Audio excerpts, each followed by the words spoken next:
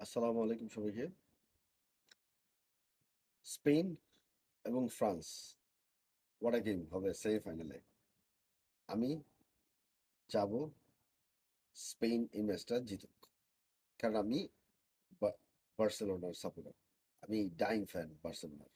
আর কি আমার পৃথিবীতে যেই ধরনের কাজই থাক, আমি চেষ্টা করি যেখানেই থাকি, মোবাইলে হইলেও বা মাঠে ঘাটে যেখানেই থাকি আমি বার্সেলোনার খেলা দেখি।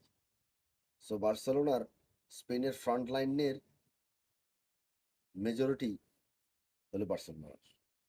ইয়ামাল, ফার্নান টোরেস, পেদ্রি, ওলমো এবং স্কোয়াডে প্রচুর প্লেয়ারও আছে স্পেনের। বার্সেলোনার প্লেয়ার স্পেনে আছে। তো আশা রাখি স্পেন ম্যাচটা জিতবে এবং প্রথমবারের মতো ফ্রান্স কোনো শক্ত প্রতিপক্ষর বিপক্ষে ফেস করতেছে।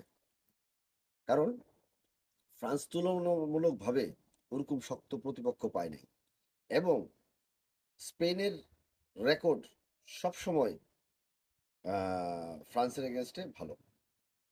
লাস্ট ম্যাচ যেটা খেলছে সেখানে ৫-১ গোল ছিল, পরে অবশ্য ৪-৫ গোলে স্পেন জিতছে। সো স্পেনের বল পজিশন ভালো, ফ্রান্সের অ্যাটাকিং ভালো, অ্যাটাকার ৩ জন ভালো। কারণ কিন্তু ফ্রান্সের দুর্বল জায়গা হলো আপনার মিডফিল্ড।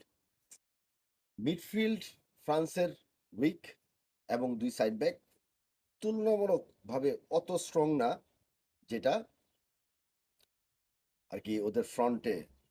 সো স্পেন বল পজিশন রেখে সবসময় ফুটবল খেলে।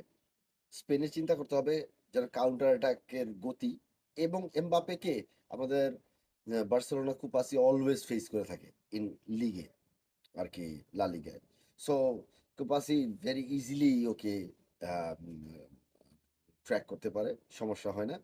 তো আশা করি স্পেন যদি বল পজিশন ভালো রাখতে পারে এবং স্পেন যদি স্পেনের ফুটবল খেলা খেলতে পারে, ইনশাল্লাহ স্পেন জিতবে।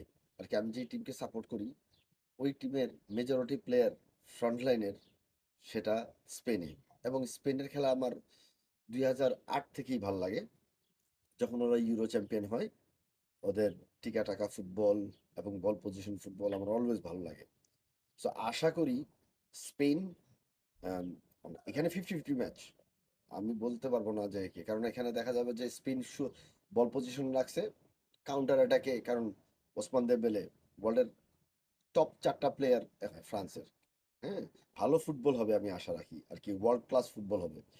সো দোয়া করি যেন স্পেন ফাইনালে আসে এবং স্পেন যদি চ্যাম্পিয়ন হয়, আমি আর্জেন্টিনার দর্শক হিসেবেও আমার কাছে দুঃখের কিছু থাকবে না, কারণ আমি স্পেনকে পছন্দ করি। যেহেতু বার্সেলোনার অনেকগুলো প্লেয়ারই স্পেন দলে অন্তর্ভুক্ত এবং ইয়ামালও আম, আমাদের বার্সেলোনার প্লেয়ার। আমি চাই ইয়াঙ্গার প্লেয়ার হিসাবে ও যেন ওয়ার্ল্ড কাপটা ওর হাতে আসে। তো আমি জানি এটাকে নিয়ে আবার বলা, আমি কিন্তু বলি নাই যে স্পেনই যাবে, কিন্তু আশা রাখি এখানে একচাটিয়াভাবে যে ফ্রান্স বের হয়ে যাবে এটার কোনো সুযোগ নাই। বরঞ্চ আমি স্পেনের দিকেই 55-45, স্পেন 55, ফ্রান্স 45 রাখবো।